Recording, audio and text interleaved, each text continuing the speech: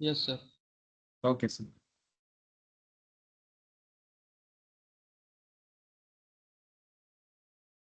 अच्छा, good good morning to all of you sir again. अच्छा, तो बेसिकली हम लोग लीगल रीजनिंग मैंने बेसिकली सीएस एंट्रेंस में जो लॉ का एक लीगल पार्ट है ना सर, जिसमें हम लोग रीजनिंग को पढ़ते हैं, ऐसे लॉ का एक क्लास इवनिंग में भी होता है जो सीए बैच के साथ आप लोगों को कराया जाता है, जिसमें कॉन्ट्रैक्ट एटसेट्रा ये सब हो रहा है। ठीक है, उसमें अभी करंट क्लास जो चल रहा है, मंडे वाला जो इवनिंग क्लास है, वो भी आप लोगों का ऑफ रहेगा। यानी एक्स्ट्रा में आप कर सकते हो, जैसे कि मैंने वहाँ पर नेगोशिएबल इंस्ट्रूमेंट करा रहा हूँ फॉर नॉलेज पर्पस, ऑप्शनल है, बट करेंटली आप लोग चाहो तो स्किप कर सकते हो, बट हाँ बोलूंगा कि कर लेना। ठीक है, क्योंकि काफी इंपॉर्टेंट डिस्कशन उधर चलेगा, जो अकाउंटेंसी में भी काफी हेल्प होगा आप लोगों को। तो डायरेक्ट इनडायरेक्टली आप लोगों को हेल्प हो ही जाएगा, क्योंकि अकाउंटेंसी में जो बेसिक्स आता है ना एग्जीक्यूटिव लेवल में, वहाँ पर बिल्स ऑफ एक्सचेंज एक्सेट्रा जरूरत होता है।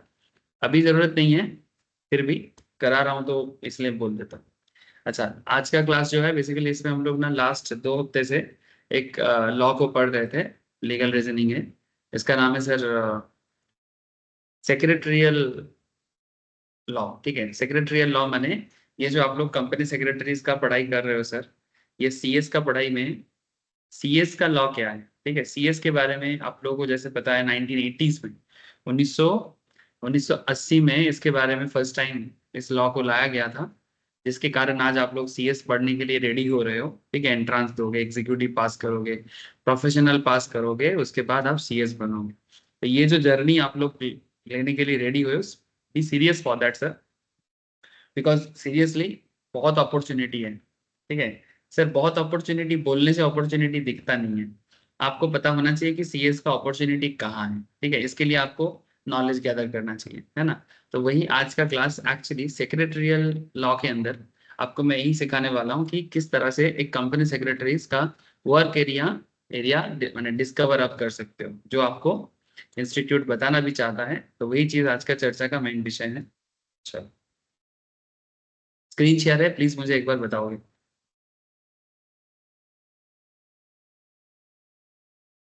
Yes. Yes sir. Okay,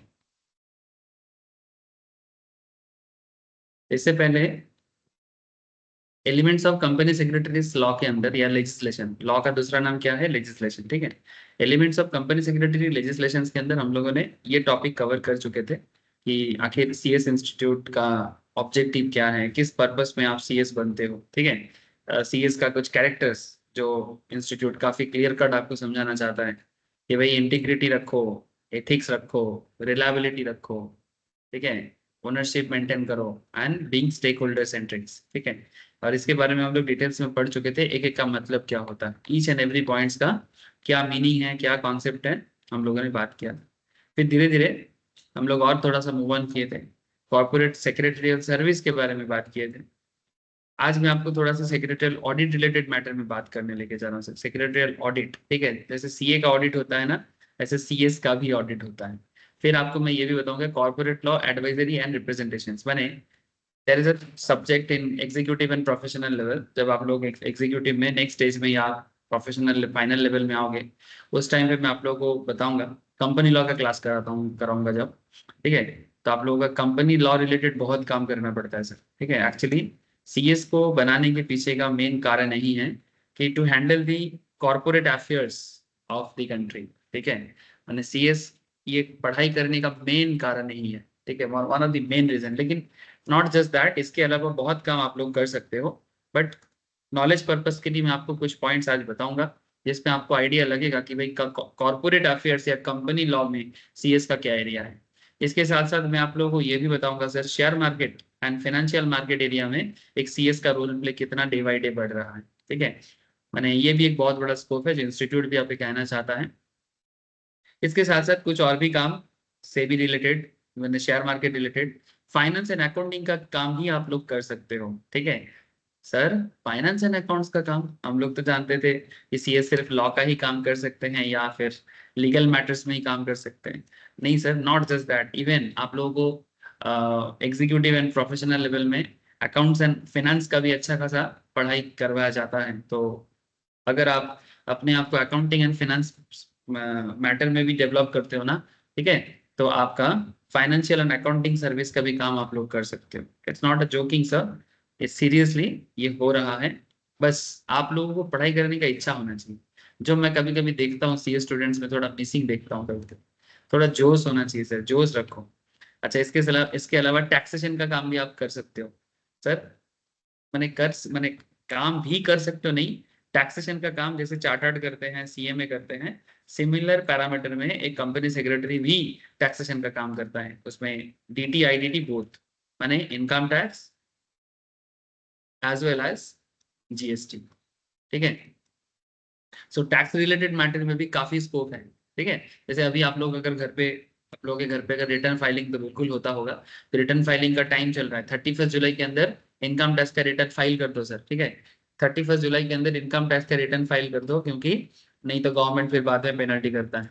sir इसके अलावा और भी काम आप लोग कर सकते हो, इंटरनेशनल ट्रेड में, मैनेजमेंट सर्विस में, ठीक है, कॉर्पोरेट कम्युनिकेशन पे, ह्यूमन रिसोर्स मैनेजमेंट में, इंफॉर्मेशन टेक्नोलॉजी में भी आपका रोल प्ले है। सर इतना सारा काम कर सकते हैं। सर क्या बताऊं आपको, प्रॉब्लम तो वही है ना कि आप लोगों को खुद ही नहीं पता कि आप लोग क्या क्या कर सकते हो। सर तभी तो आपके पास पढ़ने आते हैं। चलो कोई बात नहीं, मैं आपको धीरे धीरे बताता हूँ। सबसे पहले जो पॉइंट मैंने उठाया था उसी को पहले बताता हूँ। जैसे लास्ट दिन ये समझा दिया था ना कि corporate governance and secretarial service, ये कंपनी कैसे चलेगा, ये पूरा डिपेंड करता है एक कंपनी सेक्रेटरी की गवर्नेंस पे। आपको ये चीज मैंने बताया था कि सर एक कंपनी, जैसे देश चलता है उसका एक गवर्नमेंट होता है ना सर। देश चलता है उसका एक गवर्नमेंट होता है। जब देश में प्रॉपर काम नहीं होता तो हम बोलते हैं कि गवर्नेंस सही नहीं हो रहा है। ठीक है, देखिए जब कंट्री प्रॉपरली नहीं चलता है या स्टेट प्रॉपरली नहीं चलता है तो हम लोग ऐसे करके बोलते हैं कि गवर्नेंस इज नॉट प्रॉपर। ठीक है, तो कौन चला नहीं पा रहा है सर? सर देश चलाने के लिए तो सीएस का काम नहीं होता, देश चलाने का काम नॉर्मली मिनिस्ट्री का होता है। ठीक है, या फिर या तो मिनिस्ट्री का होगा या फिर आपका उसके साथ मिनिस्ट्री को हेल्प करने वाला कौन होते हैं, जो लोग पब्लिक सर्विस कमीशन का एग्जाम पास करते हैं। ठीक है, जैसे कि मिनिस्ट्री ऑफ, हर मिनिस्ट्री पे एक पब्लिक सर्विस कमीशन का बंदा होता है। जो लोग यूपीएससी क्रैक करके जाते हैं उनका काम होता है सर गवर्नेंस को कंट्रोल करना। सिमिलर तरीके से जैसे वो लोग गवर्नेंस को कंट्रोल करते हैं, वैसा ही मैं आपको और दिखाता हूँ। सेम काइंड ऑफ कॉन्सेप्ट में कंपनी लेवल में, जैसे हमारे देश में जितना कंपनीज है, हर कंपनी का जो गवर्नेंस है, ठीक है, कंपनी का गवर्नेंस कंट्रोल करेगा कौन? Company secretary. ठीक है, तो गवर्नेंस एक बहुत बड़ा रोल प्ले है। जैसे मैं आपको एक प्रैक्टिकल चीजें दिखा, ठीक है, किताब से तो सिर्फ पढ़ने से आपको विश्वास नहीं होगा, मैं आपको दिखाता हूँ। Look at this sir, just एक चीज आप देखो यहाँ पर। ये आप लोग हीरो हीरो गाड़ी जानते हो सर? हेलो, आप लोग हीरो गाड़ी के बारे में सुने हो? हीरो पहले होंडा, हीरो होंडा था, अभी नाम हो गया है हीरो। हेलो, बोलो सर बोलो, रेस्पॉन्स करो थोड़ा। यस हाँ sir. Yes sir, thank you. देखो सर, ये हीरो कंपनी का एनुअल रिपोर्ट है। क्या है ये? Annual report. ठीक है, बहुत बड़ा है सर, आप देख सकते हैं 193 पेज का है। तो सारा पेज तो मैं नहीं पढ़ा सकता अभी आपको, ऐसे मैं पढ़ाता हूँ ये सब, एनुअल रिपोर्ट भी पढ़ाता हूँ, रेडी भी करना सिखाता हूँ जब आप लोग इंटर एंड फाइनल लेवल में आओ। एज वेल एज जो लोग स्टॉक मार्केट में पढ़ाई करते हैं ना, फंडामेंटल एनालिसिस एक्सेट्रा, उनको मैं पूरा रिपोर्ट पढ़ के समझाता हूँ ताकि वो कंपनी के बारे में डिसीजन ले सके। ठीक है, ठीक है, आप लोग भी समय के साथ साथ और भी चीजें समझ जाओगे। लेकिन फिलहाल जो बात मैं करना चाह रहा हूँ, अब चीज को आप देखो। ये क्या है? Assistant vice president listing department, national stock exchange of India limited. ठीक है, और ये the secretary BSc limited 25th floor. BSc limited का सेक्रेटरी मैंने वहां का कंपनी सेक्रेटरी, और इधर आपका नेशनल स्टॉक एक्सचेंज के तरफ से जो है उनको चिट्ठी दिया जा रहा है हीरो के तरफ से, सबमिशन ऑफ एनुअल रिपोर्ट वो सबमिट कर रहे हैं एक्सचेंज में, बीएससी में। ठीक है, उसका रिपोर्ट वो दे रहा है, जिसका 40th एनुअल जनरल मीटिंग, ये सब भी आप लोग धीरे धीरे जानोगे। ठीक है, एनुअल जनरल मीटिंग क्या होता है नहीं होता है, ये सब भी आप लोगों का advance level of companies act के अंदर सब पढ़ाया जाएगा। ठीक है, तो इसमें ये देखो क्या लिखता है। मैं आपको ये समझा नहीं रहा हूँ सर, जस्ट दिखा रहा हूँ कि एक्चुअल में क्या होता है। ठीक है, मैंने आगे जाके आप लोगों का रोल प्ले क्या होगा और कौन ये सब काम करता है, अगर आप चीजों को समझोगे तभी जाके आप आगे का पढ़ाई समझ पाओगे सर। आप लोग बहुत हल्का ले रहे हो, हल्का मत लो, सीरियसली रहो सर। देखो, pursuant to regulations 30 and 34 of the SEBI, listing obligation and disclosure requirement. जब एक कंपनी स्टॉक मार्केट में लिस्टिंग रहता है ना सर, तो लिस्टिंग ऑब्लिगेशंस होता है कि कंपनी को स्टॉक मार्केट में रहने के लिए कुछ रूल्स रेगुलेशंस फॉलो करना है। ठीक है, तो उसका एक रूल्स है। ये रूल कहाँ पढ़ेंगे सर? सर नॉर्मली सीएस वाले लोग ना इसको एग्जीक्यूटिव में पढ़ते हैं, क्योंकि ये सब लॉ सेबी लॉ होता है। और सीएस सीएमए वाले ना इसको फाइनल लेवल में पढ़ते हैं। सबको पढ़ना है। सीएस का रोल प्ले थोड़ा ज्यादा है, काम ज्यादा करते हैं ये सब चीजों में। ये स्टॉक मार्केट रिलेटेड काम है, विथ कॉर्पोरेट लॉ के साथ मिक्स करके, उसके साथ फाइनेंस अकाउंट सब मिक्सड अप है। मैं दिखाता हूँ, ये एनुअल रिपोर्ट है, इसके अंदर कंपनी का पूरा फाइनेंस एंड मैनेजमेंट हर चीज रहता है। तो ये देखो, एजीएम में जो डिस्कशन हो रहा है, in compliance with circular issued by SEBI, ministry of corporate affairs, the annual report of notice AGM are being sent to shareholders through electronic mode and also available on the website of the company, heromotorcorporation.com. The physical copies of the same will be sent to the members on request. 48 AGM company will be convent Wednesday. AGM कब होगा उसका report बता रहा है, August 9, 2023। हर company को साल में एक बार एजीएम करना मैंडेटरी होता है। नॉर्मली कंपनी का जो फाइनेंशियल रिजल्ट होता है ना, माने अकाउंटिंग रिजल्ट्स, जो 31 मार्च को नॉर्मली कंप्लीट होता है, उसके बाद 6 महीने के अंदर, ठीक है, 6 मंथ के अंदर कंपनी को एजीएम करना जरूरी होता है, अगर वो स्टॉक मार्केट लिस्टेड है तो ऑब्वियसली। तो मीटिंग जो होगा, वीडियो कॉन्फ्रेंसिंग, ऑडियो विजुअल्स, हर तरह से होगा। ये चीज नोटिस देके शेयर होल्डर को बताया जा रहा है, और उसके बारे में national stock exchange, Bombay stock exchange, दोनों को बताया जा रहा है। सर क्यों? क्योंकि हीरो मोटर कॉर्पोरेशन भारत का 2 पॉपुलर एक्सचेंज दोनों के पास लिस्टेड है। तो ये पूरा बात बताने का काम कौन कर रहा है?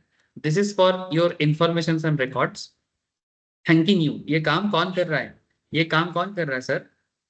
हीरो मोटर कॉर्पोरेशन की तरफ से धीरज कपूर साहब कर रहे हैं। Who is this Dheeraj Kapoor? Sir Dheeraj Kapoor is a company secretary and compliance officer. कुछ दिखाई दिया आप लोगों को?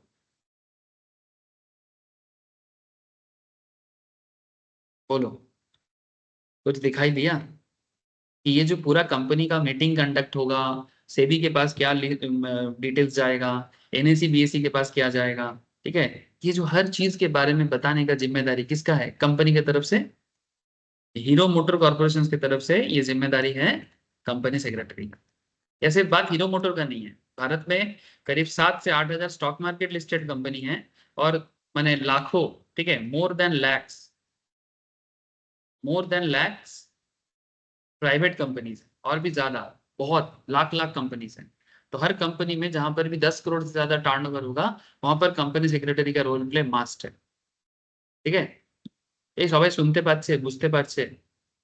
বলবে একটু, क्योंकि मैं आपको किताबी बात हाँ नहीं सर। बोल रहा हूँ, কোনো বুকিশ কথা বলছি না, কিন্তু প্র্যাকটিক্যাল চিজ দেখাচ্ছি, প্র্যাকটিক্যালি কি হয় সেটা বলছি। ঠিক আছে, তো এটা এগুলো না বুঝতে পারলে তাহলে আর পড়াশোনা করে হবেটা কি?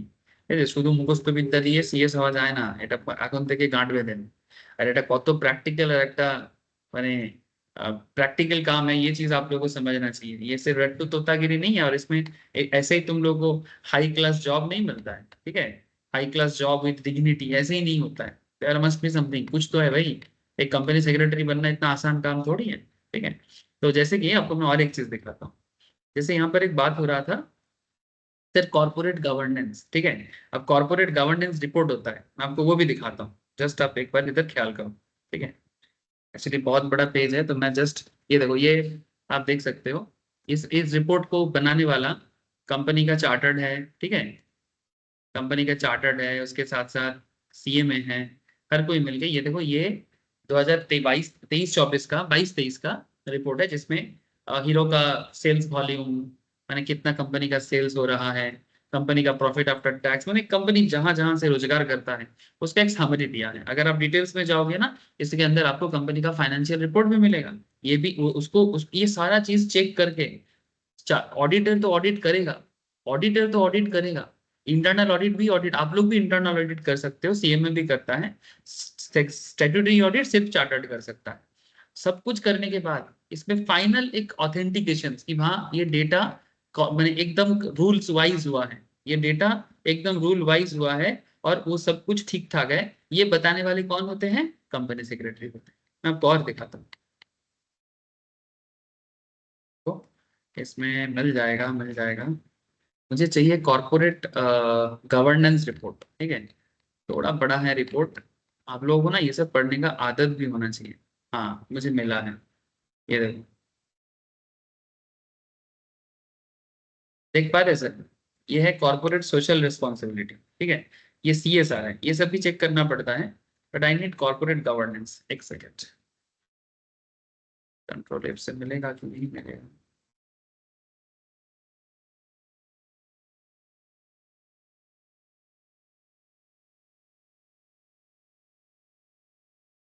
आई थिंक मिल गया। ये वर्ड देख रहे हो सर, ये यहाँ पर कॉर्पोरेट गवर्नेंस की तरफ से मीटिंग का रिपोर्ट दिया गया है। कॉर्पोरेट गवर्नेंस का मतलब ये क्या होता है, देखो, ड्यूरिंग फाइनेंशियल ईयर 22-23, ठीक है, 7 meetings of board of directors were held. For details of these board meetings, please refer to the section corporate governance of this annual report, ठीक है। और इसी एनुअल रिपोर्ट में कॉर्पोरेट गवर्नेंस का details है, ठीक है, जहां पर कंपनी सारा काम एज पर लॉ किया है, ठीक है, everything is as per law, ये चीज बताया जाता है जो आपको इस रिपोर्ट के अंदर मिलेगा। ये रहा कॉर्पोरेट गवर्नेंस रिपोर्ट, दिखाई दे रहा है सर आप लोग? Please tell me. ये कॉर्पोरेट गवर्नेंस रिपोर्ट रेडी करने का काम CS का है, बहुत इंपॉर्टेंट काम है। ये जो आपको यहाँ पर बताया जा रहा है ना सर, ये जो आपको बताया जा रहा है, ये advising on good governance practice and compliance of corporate governance norms as prescribed under various corporate securities and other business laws and regulations and guidelines made thereunder, ठीक है। ये जो बात यहाँ पर कहा गया है, इस बात को भी मेंटेन कौन करेगा? CS करेगा। जान लो सर, जान लो, इसीलिए एंट्रेंस पढ़ाया जाता है। प्रॉब्लम यह है कि सब एंट्रेंस में पढ़ाई तो करता है लेकिन कोई सब चीज जानते नहीं है। आप पूछो मैंने, अगर आपको कहीं कोई मिल जाए कि भाई एंट्रेंस पास करके आया है, बता दे भाई कॉर्पोरेट गवर्नेंस क्या है, अगर बता दिया तो मुझे बोलना, ठीक है, कि कितना कितना लोगों ने बताया, ठीक है, व्हाट इज कॉर्पोरेट गवर्नेंस। अगर बता देंगे तो खुश हो जाना, लेकिन बहुत कम मिलेगा आपको। The promotions, formations, incorporations of companies and matters related therewith. Filing, registering, documenting, including forms, returns, applications by on behalf of the company as an authorized representatives. Maintenance secretarial records, statutory books माने accounts and everything, ठीक है, register उसको maintain करना। Accounts ready company का chartered accountant या cost accountant या management accountant करेगा, but उसको स्टैट्यूटरी बुक्स को मेंटेन करना, उसका रूल्स रेगुलेशंस को चेक करना, और किस टाइम पे कौन सा अकाउंट्स फाइल करना है, उसका कॉन्सेप्ट को रेडी करना, ये काम होता है सर CS का, ये काम होता है CS का। अरेंजिंग बोर्ड जनरल मीटिंग्स, अभी दिखाया आपको, अभी आपको दिखाया कि कंपनी मीटिंग करेगा, उसका सारा डिटेल्स ब्रीफ, मिनट्स, मिनट्स क्या होता है, कंपनी मिनट्स, आप लोग इंग्लिश में, आप लोगों का जो इंग्लिश का एरिया आएगा उस इंग्लिश एरिया में आप लोग चेक करना, उसमें मिनट्स होता है, ठीक है, व्हाट इज मिनट्स पूछता है। बस इतना जानो कि मिनट्स क्या है, कि कंपनी में जब कोई मीटिंग होता है उस मीटिंग को शॉर्ट में नोट डाउन करने का जो तरीका है, ताकि बाद में जो लोग मीटिंग अटेंड नहीं कर रहा है वो लोग मीटिंग का वो डिटेल्स देख के वो समझ जाए कि मिनट्स क्या होता है, ठीक है। अगर आप लोग बोलोगे तो मैं आप लोगों को शेयर करूंगा, ऐसे आप लोग के स्टडी मैट में मिनट्स का फॉर्मेट रहता है, बट वो अलग के चार्टर्ड के पुराना एक CA का एक टॉपिक था इससे पहले, BC के बोल के, बिजनेस कमर्शियल नॉलेज, उसमें ना उन लोगों को एग्जाम में मिनट्स बनाने के लिए बोलता था। आप लोगों के केस में मिनट्स बनाने के लिए तो एंट्रेंस लेवल में कभी बोला नहीं है, बट आप लोगों को पता होना चाहिए। अगर आप लोगों के मैट में मिल जाए तो आप लोग वहां से देखो, या फिर CA के मैट से भी आप लोग चेक कर सकते हो, पुराना BCK का मैट मेरे पास है। अगर आप लोगों को नहीं मिला मेरे को बोलना कि सर मिनट्स कैसे देखते हैं, ये हमें भेजो, ठीक है। अगर आप लोगों के नोट्स में मिल जाए इंस्टीट्यूट के मैट में तो वहां से चेक कर लो, अगर नहीं मिलता है तो मुझे बताना, मैं आपको CA का नोट शेयर कर दूंगा जहां पर मिनट्स कैसे बनते हैं वो CA के नोट्स में डिटेल्स में दिया है। एक्चुअली CA का नोट्स का एक सुविधा क्या है कि वो लोग हर चीज को एक्सप्लेन करता है अच्छे से, यही चीज CA के नोट का मैंने मैट का एक सबसे बड़ा खूबी है। कई बार मैं देखता हूँ CS को देना तो चाहिए, देखो देना बिल्कुल चाहिए, मिनट्स बनाते CS है, बट CS का मटेरियल इतना डेवलप नहीं है। इसलिए मैं कई बार लोगों को बोलता हूँ कि भाई जो चीज तुम्हारे मैट में अच्छा नहीं है तो वो चीज CA के मैट से जहां से जो टॉपिक मैच करे वो टॉपिक आप पढ़ लो, ठीक है। अच्छा, arranging board general meetings and preparing minutes, all working related shares and their transfer and transmissions, ठीक है। ये लास्ट दिन मेरा एडवांस में final intermediate and final level का क्लास चल रहा था, उसमें मैं यही चीज बता रहा था सर, यही क्लास हुआ था। इवन आई थिंक यूट्यूब में भी आपको वो क्लास मिलेगा, आप चाहो तो गो थ्रू कर सकते हो, वैसे नॉट नेसेसरी कि शेयर ट्रांसफर ट्रांसमिशन का पूरा लॉ समझाया उसके मैंने क्लास में, ठीक है, कि कैसे, जैसे मानो मेरे मरने के बाद मेरे शेयर का क्या होगा, या फिर मैं इस कंपनी का शेयर होल्डिंग छोड़ के किसी और कंपनी का मैंने मेरा शेयर अगर मैं छोड़ के निकलना चाहता हूँ तो उसका प्रोसेस क्या होगा। ये सभी काम ना कॉर्पोरेट गवर्नेंस का पार्ट है।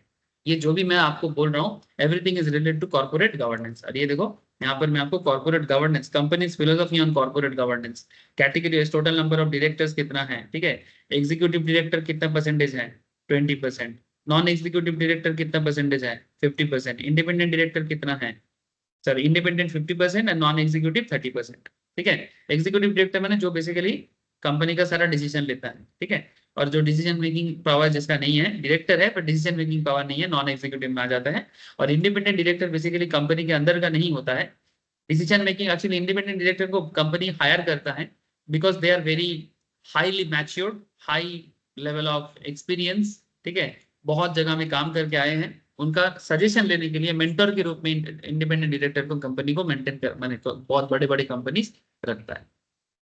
तो ये कॉर्पोरेट गवर्नेंस एक्चुअली जब आप लोग कंप्लीट सीएस बन जाओगे तो ये पूरा स्ट्रक्चर आपको रेडी होना चाहिए। या फिर कॉर्पोरेट गवर्नेंस, ये देखो कंपनी का जो मेन एग्जीक्यूटिव चेयरमैन है कौन है, इनका नाम डॉक्टर पवन मुंजल, ठीक है। फिर देखो नॉन एग्जीक्यूटिव में कौन है, सुमन कांत मुंजल, ठीक है। इसका पूरा डिटेल्स, कितना शेयर होल्डिंग है कंपनी में, कितना शेयर होल्ड करता है, ठीक है, एवरीथिंग दिया हुआ है। दिखाई दे रहा है सबको? हेलो? yes, तो ये सब काम है सर आप लोगों का। आप लोग सोचते हो क्या ही करना पड़ेगा, थ्योरी लिखना पड़ेगा। अरे भाई थ्योरी बाद में लिख देना, पहले समझो तो सही करना क्या है, ठीक है। तो ये सब एक्चुअली कंप्लीट करके फिर उसका डिटेल्स सबमिट करना पड़ता है। ये सब चीजें कंप्लीट करके फिर इसे सबमिट करना पड़ता है, ठीक है। ये सब चीजें सबमिट करना पड़ता है, ये काम कंप्लीट करके फिर जाके एक सीएस का मेन काम कंप्लीट होता है जिसे बोलते हैं corporate governance. Corporate governance ready करना है, ठीक है। ये एनुअल रिपोर्ट भी जब तक ये कंपनी सेक्रेटरी साइन नहीं कर लेता है तब तक ये कंपनी एनुअल रिपोर्ट भी सबमिट नहीं होता। ये देखो मैं दिखाता आपको, मैं आपको वो भी दिखा देता हूँ। ये कंपनी का एनुअल रिपोर्ट है, ये रहा। जैसे ये जहां पर कॉर्पोरेट गवर्नेंस कंप्लीट हुआ, ये रहा, जहां पर कंप्लीट हुआ देखो सारा डिटेल्स है। रिटेल शेयर होल्डर्स कोरेस्पॉन्डेंस में भी address to Dheeraj Kapoor CS compliance officer and nodal officer. सारा चीज जैसे ही कंप्लीट हो जाता है उसके बाद अल्टीमेटली सीएस को ही इसका छानबीन करके फाइनलाइज करना है कि हाँ भाई सब कुछ ठीक है। फिर कॉर्पोरेट गवर्नेंस सर्टिफिकेट देना पड़ता है। कंपनी का कंपनी सेक्रेटरी तो है ही, इसके साथ साथ और भी चीज देखो आप, ये देखो एक तो कंपनी का कंपनी सेक्रेटरी है जो धीरज कपूर है, ठीक है। साथ में देखो कॉर्पोरेट गवर्नेंस सर्टिफिकेट, ये चीज आपको दिया है, ये देखो to the member of Hero Motor Corporation. So you have examined the compliance of conditions of corporate governance by Hero Motor Corp Limited for the financial year 2023 31st March stipulated as regulations 1727, ठीक है, as per SEBI rules, ठीक है। Corporate governance हम लोगों ने check किया। फिर देखो कौन लिखता है, for Sanjay Grover and associates, CS firm है सर, ठीक है, संजय ग्रोवर एंड एसोसिएट्स, ठीक है, जिसका पार्टनर है कपिल देव तनेजा, ठीक है, जिसका पार्टनर है कपिल देव तनेजा। इन्होंने इस पूरा कंपनी का अफेयर्स को चेक किया और फिर बता रहा है कि हाँ सब कुछ ठीक ठाक है, रूल्स रेगुलेशंस प्रॉपर्ली मेंटेन हुआ है, कॉर्पोरेट गवर्नेंस ओके, तब जाके ये सर्टिफिकेशन, ये किसी बाहर के फार्म से, इंडिपेंडेंट फार्म से करवाना पड़ा। दे आर नॉट कंपनीज, यानी ये कंपनी का कंपनी सेक्रेटरी नहीं है, कंपनी किसी आउटसाइडर इंडिपेंडेंट कंपनी सेक्रेटरी से जिनका फार्म है उनसे ये रिपोर्ट निकाल रहा है, ठीक है। जो कंपनी के अंदर है वो तो कंपनी के अंदर का काम कर रहा है, और जो ओवरऑल काम है माने इसको देखने का, जो कंपनी का अल्टीमेट फाइनलाइजेशन से सेक्रेटरियल ऑडिट वगैरह करके वो काम है किसी बाहर का। तो कितना काम करना पड़ता है और कितना जरूरत होता है एक सीएस का, just try to understand sir, just try to understand. मैं आपको एक रिपोर्ट के अंदर 4 बार चीजें दिखाएं। यस बोलो सर, कुछ पूछना चाहते हैं क्या? सर ये जो रिपोर्ट है ये सीएस को पूरा पढ़ना पड़ता है? पूरा? मैं बोल रहा हूँ पूरा स्टडी करना पड़ता है इस रिपोर्ट को? ऑब्वियसली, तो स्टडी क्यों, बनाते भी वही है, ये पूरा रिपोर्ट को बनाने वाला भी सीएस ही है।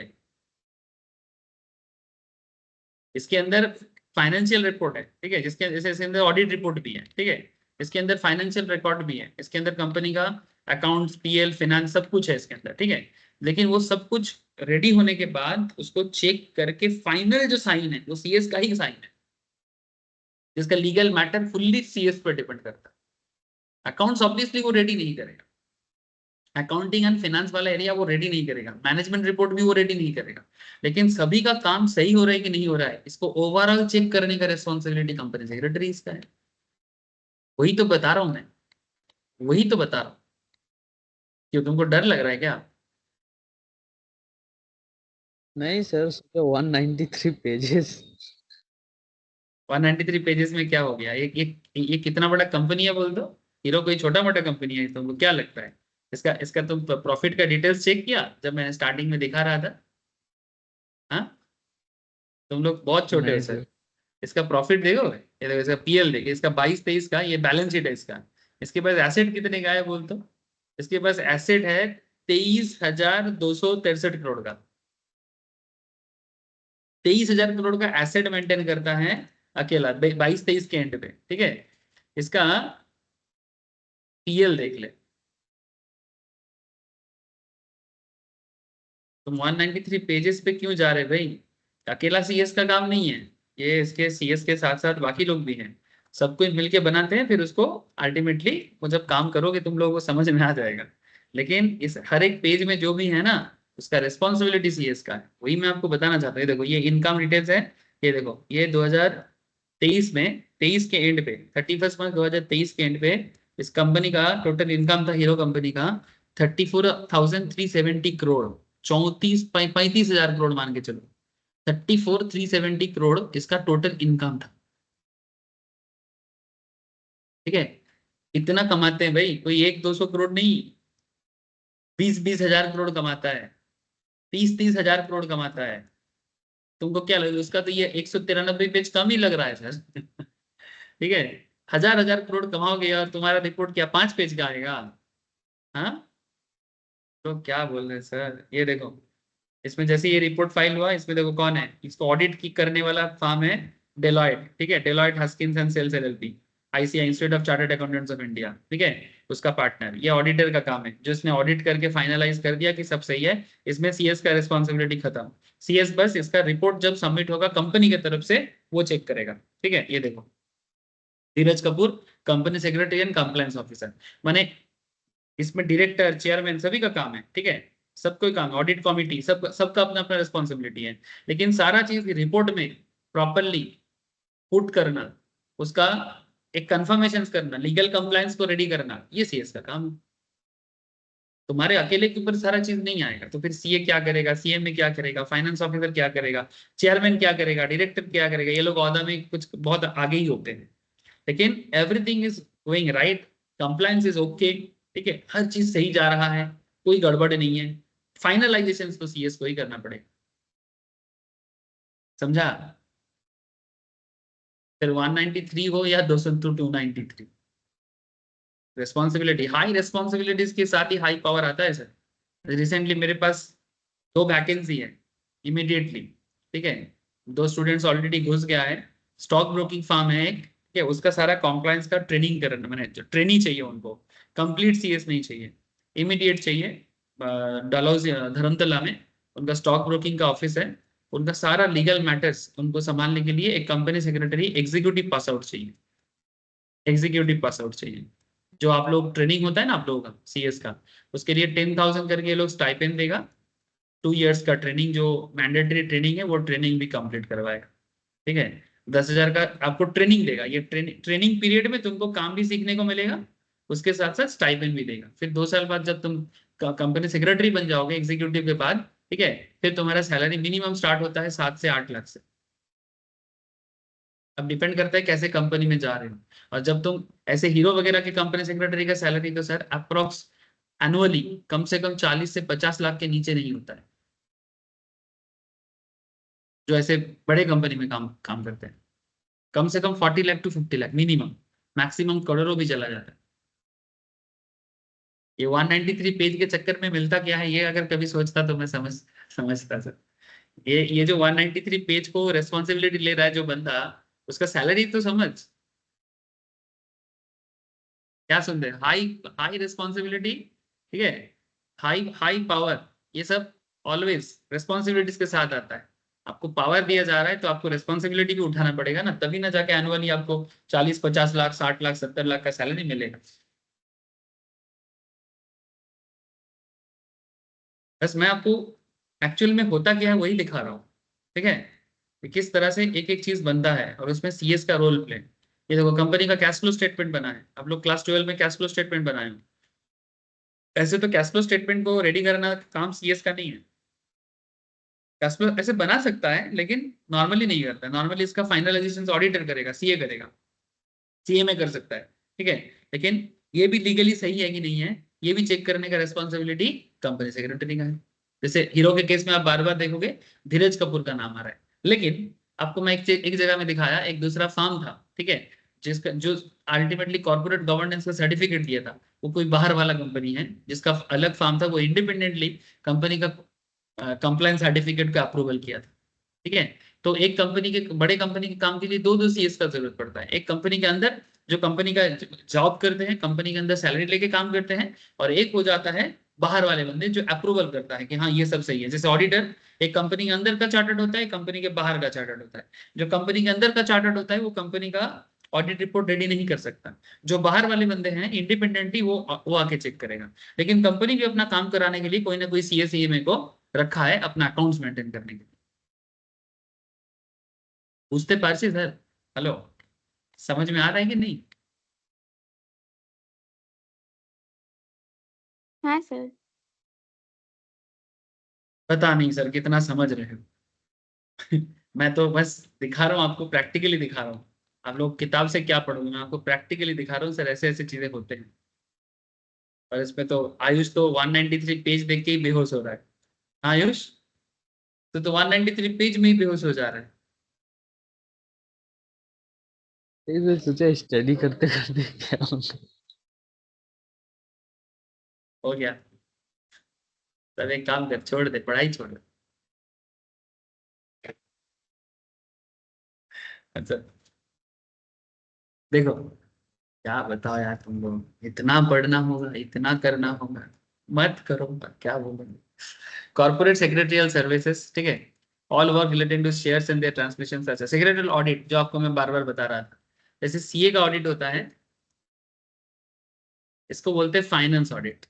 ऑडिट वर्ड ज्यादातर केस में हम लोग जो यूज करते हैं, जब भी आप तुम सुनोगे कोई बोल रहा है कि नहीं मेरा ऑडिट है, ऑडिटर ऑडिटर आएगा कंपनी में, ऑडिटर ज्वाइन करना है, तो वो ऑब्वियसली सीए ऑडिट का बात करता है, जिसको हम लोग बोलते हैं फाइनेंस ऑडिट या अकाउंटिंग ऑडिट। जैसे अभी आप लोगों का क्लास खत्म होगा, मेरा ऑडिट का क्लास स्टार्ट होगा, ठीक है। तो ये जो फाइनेंस ऑडिट या अकाउंटिंग ऑडिट है, ये finance audit accounting audit actually chartered accountant in practice ही कर सकता है, ठीक है। लेकिन सेक्रेटरियल ऑडिट ना सिर्फ सीएस ही कर सकता है। ऐसे ये हर कंपनी में जरूरत नहीं होता है, नॉर्मली बड़े कंपनी में चाहिए होता है। According to section 204 of the companies act 2013, every listed company, listed माने जो कंपनी स्टॉक मार्केट में लिस्टेड है, जो कंपनी स्टॉक मार्केट में लिस्टेड है, एंड एवरी पब्लिक कंपनी या तो स्टॉक मार्केट में लिस्टेड है या फिर स्टॉक मार्केट में लिस्टेड नहीं है पर है पब्लिक कंपनी, ठीक है, जिसका paid up share capital 50 crore से ज्यादा है। कितना ज्यादा सर? 50 करोड़ से ज्यादा, मोर देन 50 करोड़ का पेड अप शेयर कैपिटल होना चाहिए और मोर। और every public company having turnover of 250 crore rupees, या तो paid up share capital 50 crore का, point to be noted, paid up share capital 50 crore का, या फिर टर्नओवर माने ओवरऑल सेल या रेवेन्यू जनरेशन 250 करोड़ से ज्यादा, 250 करोड़ से ज्यादा or more. Every company having outstanding loan or borrowing from banks or public institutions of 100 crore rupees or मोर। अगर कंपनी का लोन अमाउंट मार्केट में 100 करोड़ से ज्यादा है, ठीक है, अगर कंपनी का लोन 100 करोड़ से ज्यादा है, अगर कंपनी का टर्नओवर 250 करोड़ से ज्यादा है, अगर कंपनी का share capital, paid up share capital 50 crore से ज्यादा है, ठीक है, तो जाके उसे सेक्रेटरियल ऑडिट करवाना पड़ेगा। Shall annex with its board report, board report जो आपको मैं दिखा रहा था अभी, section 134 of subsection 3 of secretarial audit report given by a company secretary in practice, माने जिनका सीएस का फॉर्म होता है, ठीक है, जो सीएस फॉर्म खोल के बैठा है, जैसे अभी आपको मैं दिखाया हीरो के अंदर, इन prescribe form the the format of secretarial audit report prescribed in form number MR3। अब वो ऑडिट रिपोर्ट में कैसे क्या करना होता है ये सब आप लोग एग्जीक्यूटिव एंड फाइनल लेवल में सीखोगे, प्रोफेशनल में सीखोगे, बट इतना तो जानो कि करना क्या है। It shall be the duty of the CS to give all assistance and facilities to the company secretary in practice। ठीक है, जो कंपनी में काम करता है, it is duty of the company. ठीक है, जो कंपनी है वो प्रैक्टिसिंग सीएस जो ऑडिट करने के लिए आएगा, कौन सा ऑडिट, सीए वाला ऑडिट नहीं सर, ये सीएस वाला ऑडिट। ठीक है, दिस इज नॉट सीए वाला ऑडिट, ये सीएस वाला ऑडिट है। ठीक है, जो प्रैक्टिसिंग कंपनी सेक्रेटरी है वो ये ऑडिट करेगा। ठीक है, ऑब्वियसली आप समझ रहे हो, बड़ा कंपनी होना पड़ता है, 50 करोड़ से ज्यादा का पेड अप कैपिटल, 250 करोड़ से ज्यादा का टर्नओवर या 100 करोड़ से ज्यादा का मार्केट लोन है, ऐसे कंपनीज का बात चल रहा है। ठीक है, it shall be duty of the company to give all assistance and facilities to the company secretary in practice for auditing and secretarial and related records of the company। It shall be the duty of the company to give, अच्छा, the board of directors in their report section 134 subsection 3 के हिसाब से, companies act के हिसाब से, shall explain in full any qualifications or observations or remarks made by the company secretary in practice in his report। यानी board of director को भी सारा चीज बताना पड़ेगा कि कंपनी सेक्रेटरी ने अपनी रिपोर्ट में क्या बताया। If a company or any officer of the company or the company secretary in practice contravenes the provisions of this section, the company and every officer, जो कंपनी गलती करेगा, every officer of the company or the company secretary in practice who is in default shall be liable to a penalty of 2 lakh rupees. यानी अगर secretarial audit नहीं होता है और उसके लिए कंपनी के मैनेजमेंट में जो बंदा जिम्मेदार होता है उनको 2 लाख तक का फाइन किया जाता है। यानी सेक्रेटरियल ऑडिट इतना मैंडेटरी है सर। ठीक है, सीएस का ऑडिट बड़े कंपनीज के लिए इतना मैंडेटरी है, और बड़ा कंपनी कैसे बड़ा है ये आपको मैंने बताया। ठीक है, समझ में आया sir?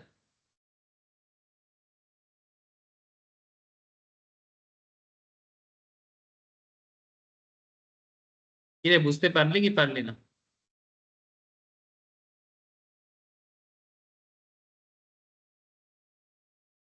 Yes, sir.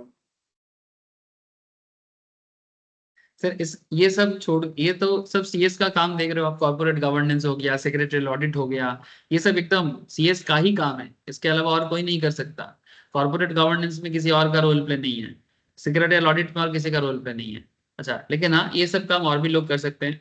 Corporate loss advisory, जैसे ये, इसमें भी सीएस का रोल प्ले ज्यादा है। SEBI act, security contract and regulations act, ठीक है, insolvency and bankruptcy code. Insolvency माने एक कंपनी जब इंसॉल्वेंट हो जाता है तो, या बैंकरप्टेड हो जाता है, मार्केट में दिवालिया निकल जाता है अगर कंपनी का, तो ऐसे कंपनी का क्या प्रोसेस होगा, उसे इंसॉल्वेंसी एंड बैंकरप्सी कोड बोलते हैं। फॉरेन एक्सचेंज मैनेजमेंट एक्ट, जब फॉरेन एक्सचेंज के थ्रू से देश के अंदर कंपनी का टर्नओवर चलता है डॉलर के थ्रू से, इस तरह से, तो उसका क्या रूल्स रेगुलेशंस है। कंज्यूमर प्रोटेक्शन, डिपोजिटरीज, कंज्यूमर प्रोटेक्शन माने आप लोग जानते हैं कंज्यूमर लॉ होता है, जैसे कोई प्रोडक्ट खरीदने के बाद अगर कोई कंपनी किसी को चीट करता है उसके लिए आता है कंज्यूमर प्रोटेक्शन एक्ट। तो कंज्यूमर प्रोटेक्शन एक्ट, डिपोजिटरीज एक्ट, जैसे ये जो हम लोग स्टॉक मार्केट में अकाउंट ओपन करते हैं इसमें डिपोजिटरीज होते हैं, इसका नाम है एनएसडीएल एंड सीडीएसएल।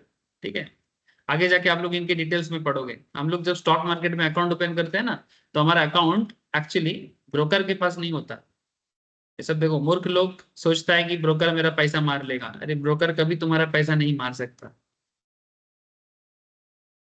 जैसे हम लोग जब अकाउंट ओपन करते हैं स्टॉक मार्केट में, अगर आप लोग के घर पे किसी का अकाउंट है, माँ का, पापा का, कोई भी अगर स्टॉक मार्केट में ट्रेडिंग या इन्वेस्टमेंट करते हैं, पूछिएगा उनको, उनको नहीं पता होगा शायद कि उनका अकाउंट, वो सोचता है ब्रोकर के पास है, वो सोचेगा जीरोधा के पास है, वो सोचेगा आप स्टॉक्स के पास है, वो सोचेगा एसबीआई के पास, सिक्योरिटीज के पास है, बट नहीं, एक्चुअली हमारा अकाउंट जो होते हैं स्टॉक मार्केट का, जो डीमैट अकाउंट होता है, वो डीमैट अकाउंट होता है एक्चुअली एनएसडीएल या सीडीएसएल के पास। भारत में टोटल डीमैट अकाउंट्स का एसेट्स हैं इनके पास, एनएसडीएल के पास, इसका फुल फॉर्म है नेशनल सिक्योरिटी डिपोजिटरी लिमिटेड। ठीक है, इसका एक दूसरा भाई है जिसका नाम है सीडीएसएल, उसको उसको बोलते हैं सेंट्रल सिक्योरिटी डिपोजिटरी लिमिटेड। ठीक है, तो भारत में देखो 2023 के लास्ट डेटा के हिसाब से डीमैट अकाउंट का एसेट है 398 लाख करोड़, 398 लाख करोड़। इसको अगर डॉलर में बोला जाए तो 4.7 ट्रिलियन डॉलर, इतना पैसा, इतना वैल्यूएशंस का डीमैट अकाउंट ये एनएसडीएल अकेला होल्ड करता है। तो हम लोग जब ब्रोकर के पास अकाउंट ओपन करते हैं ना, तो वो अकाउंट ब्रोकर के पास नहीं होता सर, वो अकाउंट डिपोजिटरीज के पास होते हैं। इसके अलावा एक और है जिसको शेयर मार्केट में भी देखा जाता है, इसका नाम है CDSL, central depository service limited. ठीक है, सेंट्रल डिपोजिटरी सर्विस लिमिटेड। ये क्या करता है सर, इनके पास भी देखो, इनके पास है 37.2 ट्रिलियन का एसेट, 580 से ज्यादा डिपोजिटरी पार्टिसिपेंट्स है, माने ब्रोकर, डिपोजिटरी पार्टिसिपेंट माने ब्रोकर, जो CDSL के साथ मिलकर काम करते हैं। ठीक है, largest depository in India in terms of demat account open.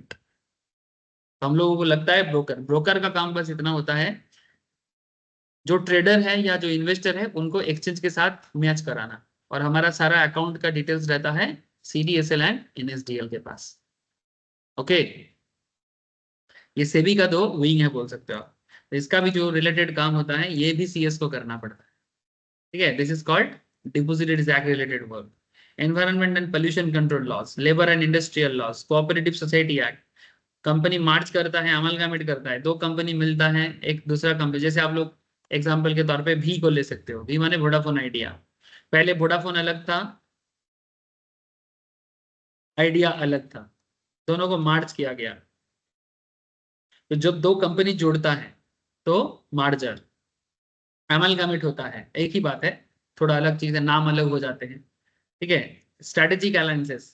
ठीक है, माने स्ट्रेटेजिकली दो कंपनी अपने आप को अलायंस की तरह काम करे, अलायंस बने, दो अलग अलग कंपनी है बट काम एक साथ करेगा, स्ट्रेटेजिकली अलायंसेस है। ठीक है, तो ये सभी लीगल प्रोसेस कैसे होगा नहीं होगा, ये भी CS का काम है। Foreign collaborations and joint ventures, setting of subsidiaries abroad, माने कोई इंडियन जैसे इन्फोसिस या TCS का फॉरेन में भी कंपनी चलता है, जिसको फॉरेन सब्सिडरी कहा जाता है। जैसे इन्फोसिस का फॉरेन में USA में इन्फोसिस है, ठीक है, जो US स्टॉक मार्केट में भी लिस्टेड है। अगर आप इन्फोसिस को इंडिया में चेक करोगे और इन्फोसिस को न्यूयॉर्क में भी मिल जाएगा। ठीक है, जो इंडियन कंपनी है बट वो फॉरेन में लिस्टेड नहीं। ठीक है, ये सारा लीगल प्रोसेस का काम कंपनी सेक्रेटरी को करना पड़ता है। और भी है, खत्म नहीं हो रहा है। कंपटीशन लॉ, दो कंपनीज के बीच में जब कंपटीशन रिलेटेड काम होता है, कंपटीशन इन द सेंस क्या, कि क्या पैसा रहने से हर कोई बिजनेस को अपने हिसाब से मैनिपुलेट कर सकता है। जैसे रिसेंटली बिग बाजार, Amazon एंड रिलायंस के बीच में एक प्रॉब्लम हुआ था। इसमें एक्चुअली Amazon का बिग बाजार में पहले से शेयर होल्डिंग था, लेकिन बिग बाजार बाद में Amazon को ना बेच के अपने कंपनी को, रिलायंस को बेच दिया। तो ये बात रिलायंस को, बिग बाजार, Amazon को अच्छा नहीं लगा। तो Amazon ने बिग बाजार के अगेंस्ट में, कंपटीशन लॉ के अगेंस्ट में केस कर दिया कि भाई जब मेरा शेयर होल्डिंग था तो मेरे को पूछे बिना रिलायंस को कैसे सेल कर सकते हो।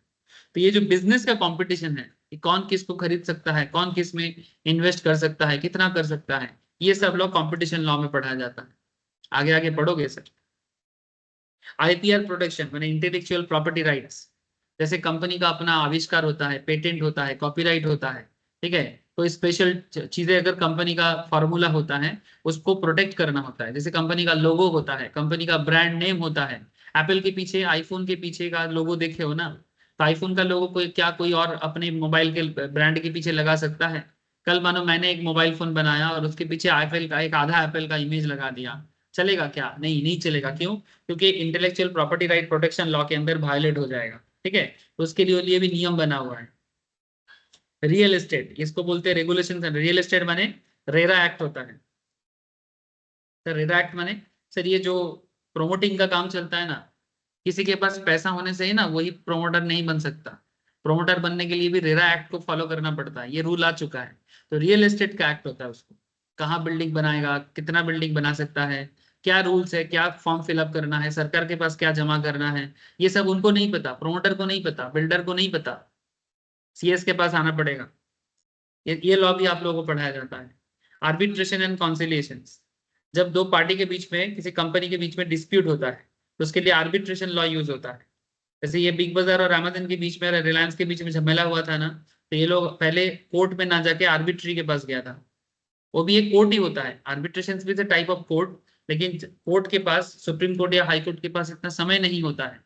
ठीक है, तो कई बार वो बोलते हैं कि भाई जाओ ना आर्बिट्रेटर के पास जाओ, वहां पर जाके अपना अपना पॉइंट रखो, अगर डिसीजन पसंद आए तो डिसीजन को मानते हुए आगे बढ़ो। ठीक है, drafting and legal documents. Drafting and legal documents माने कोई भी लीगल डॉक्यूमेंट्स को ड्राफ्ट करना, ठीक है। कोई भी, जैसे एक कंपनी जब स्टॉक मार्केट में लिस्टिंग होता है, ठीक है, तो उसका डिटेल्स, ये देखो, जैसे ये परास डिफेंस का एक आईपीओ का लिस्टिंग है, ड्राफ्टिंग है, ठीक है।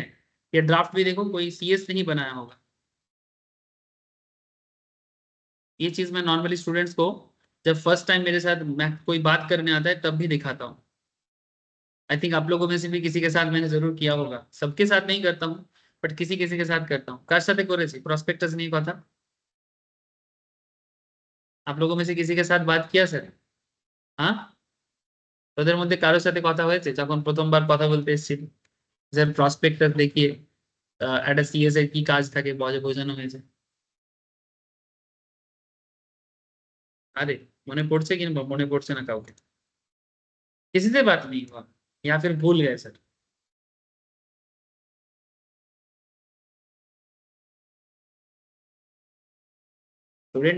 स्टूडेंट या गार्जियन अगर नॉलेजेबल क्वेश्चंस पूछता है, नॉर्मली मैं उनको यही सब चीजें दिखाता हूँ, ठीक है, कि सर सीएस करके क्या होगा नहीं होगा, ठीक है। ये देखो आपको दिखाता हूँ, यहीं पर मिलेगा कॉन्टैक्ट पर्सन।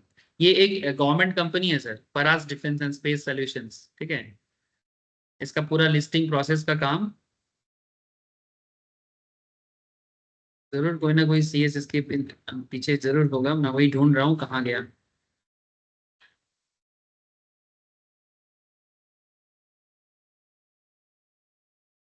ये है ड्राफ्टिंग, ठीक है। कंपनी सारा डिटेल्स अपना यहाँ पर लिखा है और इसको फिर ड्राफ्ट किया गया है। आप लोगों को दिखाई दिया सर? दिखाई तो देना चाहिए। कॉन्टेक्ट पर्सन,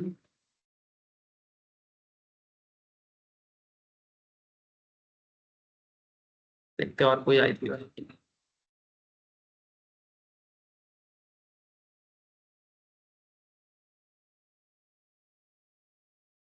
रजिस्टर्ड ऑफिस, ये तुम लोग कनेक्टेड हो? किसी का आवाज नहीं आ रहा है? Yes sir. ये देखो, कॉन्टेक्ट पर्सन अपूर्व दुबे, कंपनी सेक्रेटरी, तत्व चिंतन फार्मा केमिकल लिमिटेड। इसके ऊपर मेरा एक, एक्चुअली स्टॉक मार्केट में एक कंपनी में पैसा लगाना चाहिए कि नहीं चाहिए, उसके ऊपर मेरा एक एनालिसिस आया था स्टॉक मार्केट क्लास में।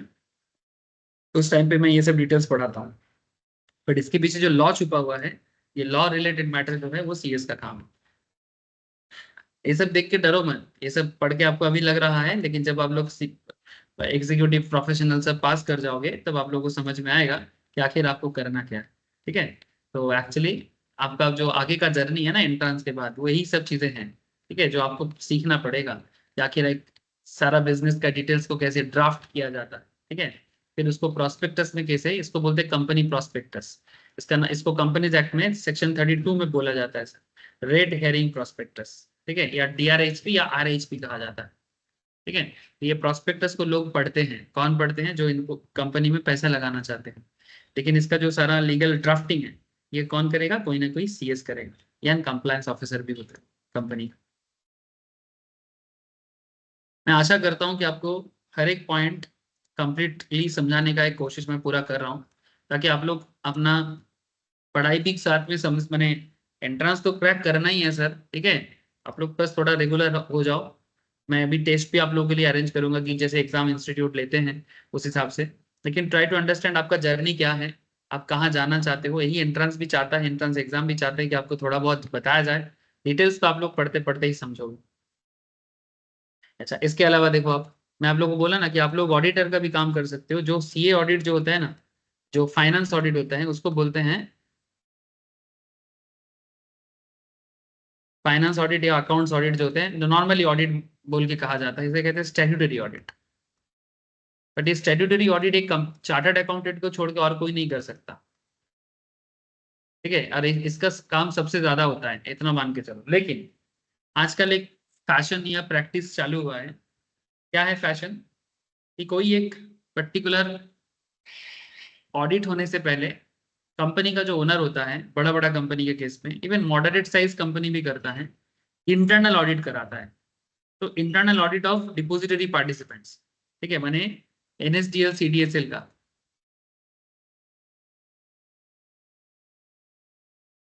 या ब्रोकर का, जैसे आपको मैं बोला ना कि ब्रोकर अभी मेरे को बोला कि एक सीएस एग्जीक्यूटिव या फाइनल पढ़ रहा है ऐसा बंदा चाहिए क्योंकि उनका सारा काम करना है, सेबी का जितना काम होता है, ठीक है। तो ये कोई भी स्टेट्यूटरी ऑडिट से पहले उसका इंटरनल ऑडिट का काम एक सीएस करेगा। इंटरनल ऑडिट में सारा चीजें ठीक है कि नहीं है उसको चेक करके बताना। Audit in relation to reconciliation of shares, certificate in respect of compliance of private limited and unlisted company, buyback securities, ये पढ़ोगे सर, आगे आगे पढ़ोगे। कंपनी अपना शेयर खुद ही मार्केट से बाईबैक करता है, पूरा प्रोसेस आप लोग इंटरमीडिएट में, एग्जीक्यूटिव में, इंटरमीडिएट में, फाइनल में पढ़ोगे, उसके बाद ये जानोगे। Certificate of annual return, quarterly share capital reconciliations, certificate of IFSC regulations, international financial service centres, ठीक है। आज के डेट में इंडिया में ना एक चीज बना है, इंटरनेशनल फाइनेंशियल सर्विस सेंटर, जहाँ पे फॉरेन कंपनीज इंडिया में आ रहा है और इंडियन कंपनीज भी फॉरेन कंपनीज के साथ मिलके इंडिया के अंदर भी बिजनेस को डेवलप करने के लिए शार्क टैंक जैसे फंडिंग करते हैं, वैसा ही फंडिंग करते हैं ताकि बिजनेस को फंडिंग मिले। तो उसका रूल्स रेगुलेशंस, इसके साथ साथ सेबी रिलेटेड सारा काम, due diligence report and certifications. Due diligence माने सब कुछ प्रॉपर्ली मेंटेन करना। डिलिस्टिंग ऑफ शेयर्स यानी कोई कंपनी का शेयर को कम मार्केट से डिलिस्टिंग करना, जैसे लिस्टिंग भी होता है, डिलिस्टिंग भी होता है, ठीक है। ये हो जाते हैं सेबी रिलेटेड सारे काम, यानी शेयर मार्केट रिलेटेड काम हो गया ये।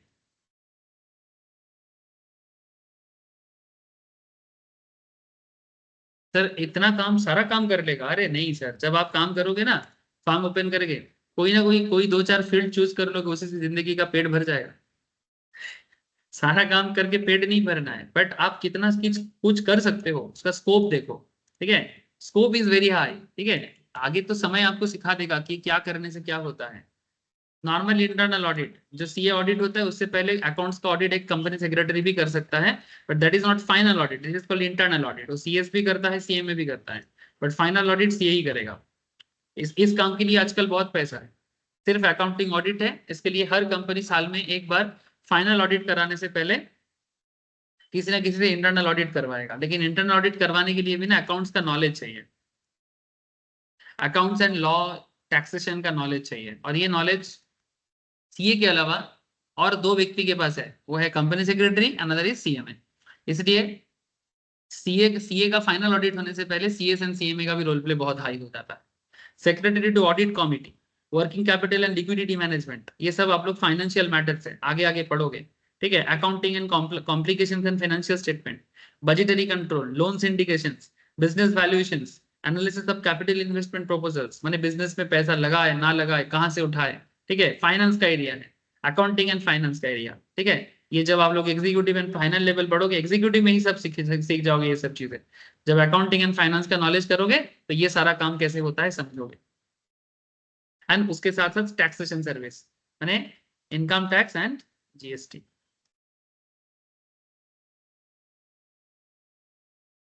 इसके अलावा इंटरनेशनल काम भी कर सकता है,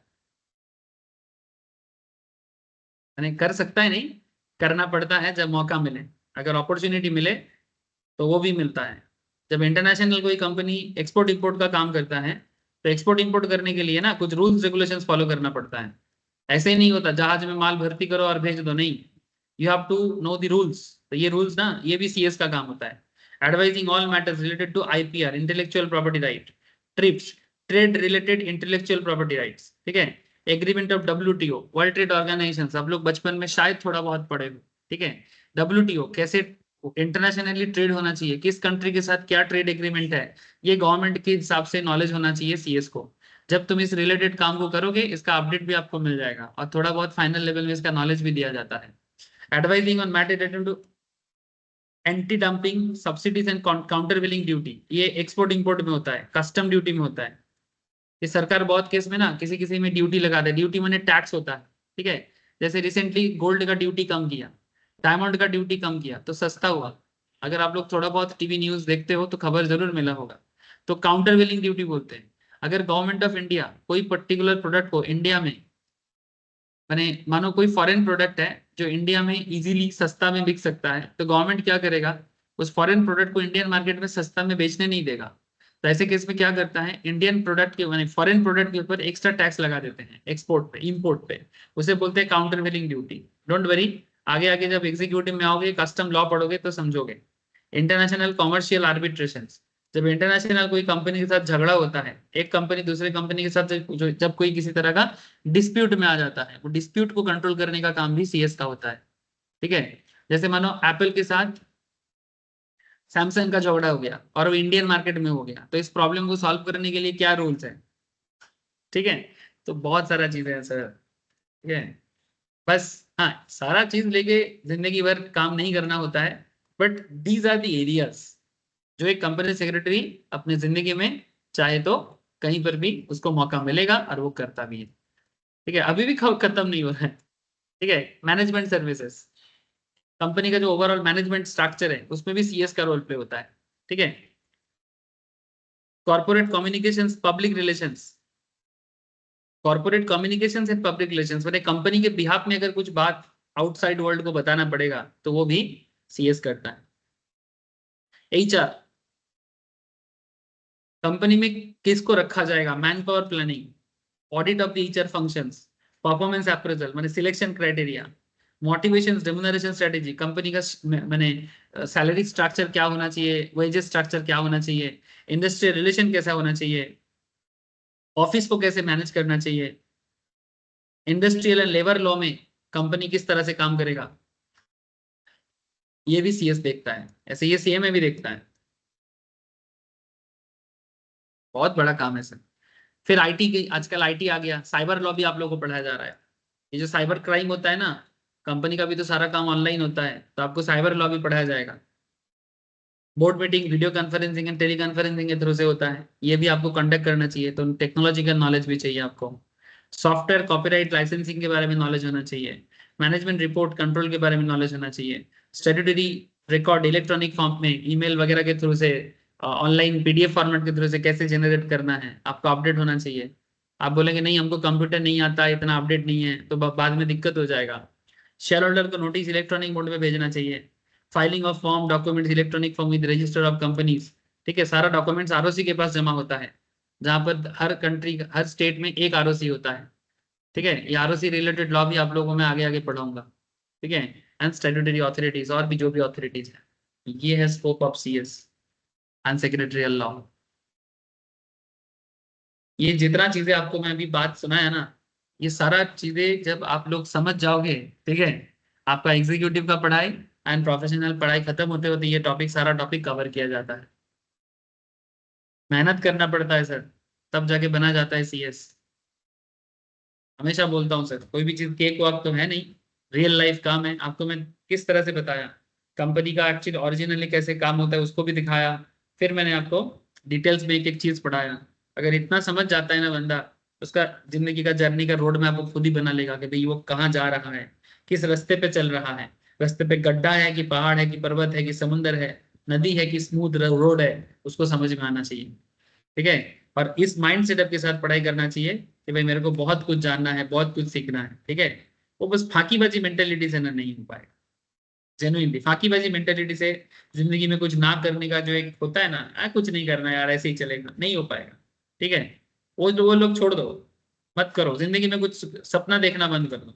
जिनका कोई इच्छा नहीं है, सपना नहीं है, ठीक है, जिनको मोटिवेशन नहीं है अंदर से, बहुत मुश्किल होगा। ठीक है, बट हाँ कुछ जानना है, सीखना है, वही एटीट्यूड अगर है तो कुछ कर पाओगे। क्योंकि सीरियसली आप लोग सपना लेके ही तो पढ़ाई में ज्वाइन किए हो ना sir.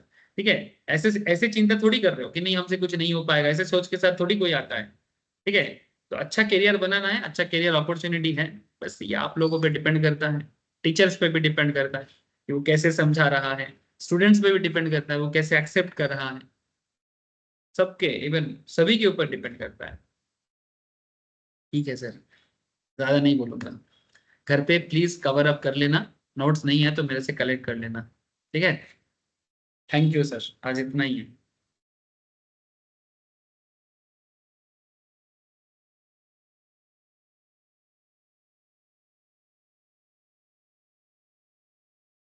Okay bye sir, bye sir, Bye, sir. Bye sir.